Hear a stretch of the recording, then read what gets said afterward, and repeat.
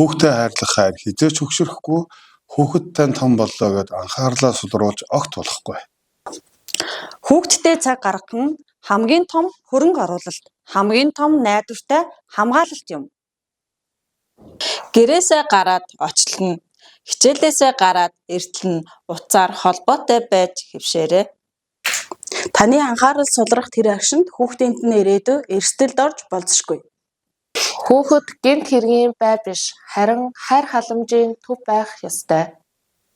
Хүүхдтэй зан авир гэнэт өөрчлөгдвөл шалтгааныг нь заавал тодруулаарай.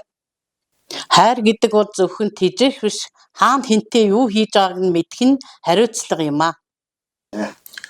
Биеийнх нь халзшгүй байдлыг хүндэтгэж үгүй гэж хэлж сурах нь гэмтэргээс хамгаалах анхны алхам юм. Хүүхэд танаас айдаг биш, тань итгэдэг байх нь хамгийн чухал. Баяр сумын хатсан багаас үрэж байна.